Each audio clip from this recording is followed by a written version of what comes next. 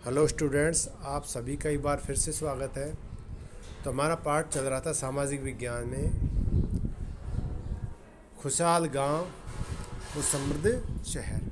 तो इसी के अंतर्गत कह रहा है प्राचीन समय में जो नगर थे अनेक गतिविधियों के केंद्र थे। अक्सर नगर कई कारणों से महत्वपूर्ण हो जाते थे। उदाहरण के लिए मथुरा जो है उसको हम देखें, यह 2500 साल से भी ज़्यादा समय में एक महत्वपूर्ण नगर रहा। ये कह रहा है जो मथुरा है 2500 साल से भी ज़्यादा समय से एक महत्वपूर्ण नगर रहा है, क्योंकि यह यातायात और व्यापार के दो मुख्य रास्तों पर स्थित था। इनमें से एक रास्ता उत्तर पश्चिम की ओर पूर्व की ओर और जो दूसरा रास्ता है उत्तर से दक्षिण की ओर जाने वाला था।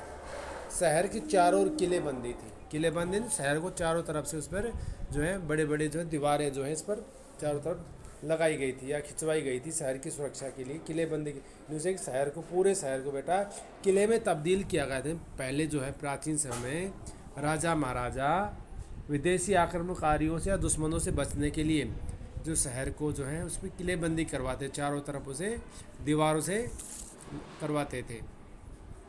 इनमें अनेक मंदिर थे और आसपास के किसान और पशुपालक शहर में जाने वालों के लिए भोजन जुटाते थे। मथुरा बेहतरीन मूर्तियां बनाने का केंद्र थे, कह रहा है। और जो आसपास जो किसान थे वो शहरी लोगों के लिए जो है कृषि कार्य करते थे, अर्थात भोजन जुटाते थे। और मथुरा जो कह रहा है मूर्तियां बनाने का महत्वपूर्ण केंद्र भी था।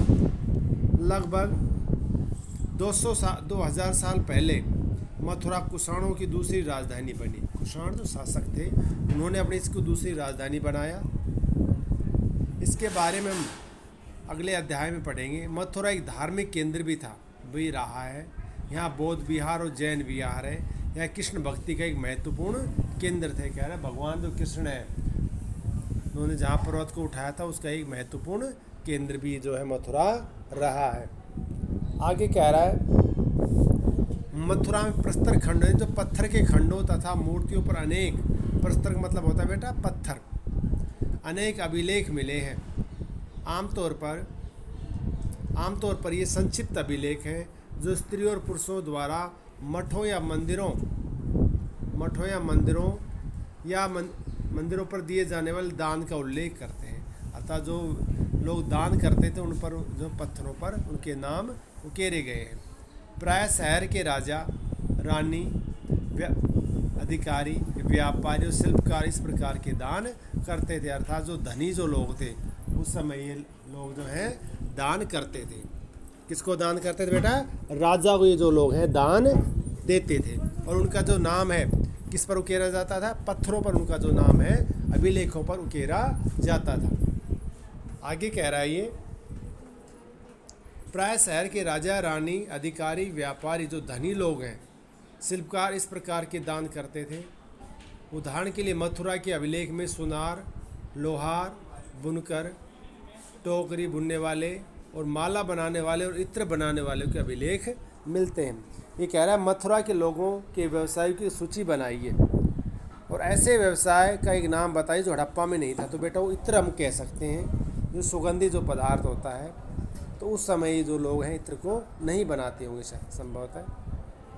आगे कह रहा है ये शिल्प और शिल्पकार, प्राय स्थलों से हमें शिल्पों से नमूने मिले हैं। इनमें मिट्टी के बहुत पतले और सुंदर बर्तन मिले हैं जिन्हें उत्तरी काले चमकीले पात्र कहा गया है। उन्हें उत्तरी काले और चमकीले पात्र का मतलब होता है बर्तन कहा गया है, क्योंकि ये ज़्यादातर उपमहाद्वीप के उत्तर भागों में, उत्तरी जो भाग है उसमें मिले हैं। ध्यान रहे अन्य दूसरे शिल्पों के अवशेष नहीं बचे होंगे। जैसे कि विभिन्न ग्रंथों से हमें पता चलता है कि कपड़ों का उत्पादन बहुत ही महत्वपूर्ण केंद्र था।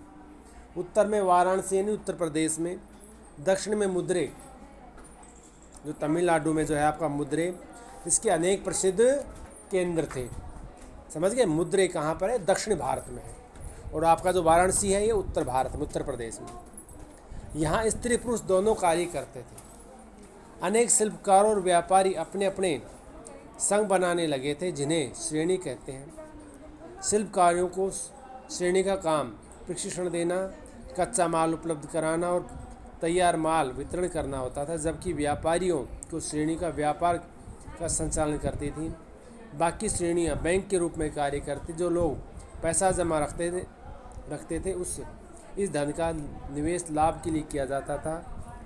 उससे लाभ का कुछ हिस्सा जमा करने वालों को लौटा दिया जाता था। फिर मठ आदि जो मठ होते, जो बौद्धों जो मंदिर वगैरह होते थे, और धार्मिक स्थलों को संस्थानों को जो है पैसा दिया जाता था। अब आगे कह रहा है सूत काटने और बुनने के नियम।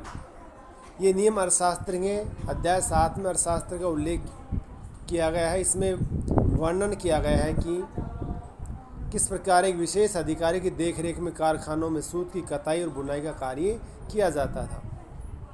ऊन, पेड़ की छाल, कपास, पटवा और सन को तैयार करने के लिए काम में विधवाओं, सक्षम असक्षम महिलाओं, भिक्षुणियों यानी तो भिखारियों को, वृद्धा, वेश्याओं, राजा की अवकाश प्राप्त दासियां, सेविकाएं और अवकाश प्राप्त देवदासियों को इस कार्य में लगाया जाता था। अवकाश प्राप्त तो रिटायर हो चुकी थी।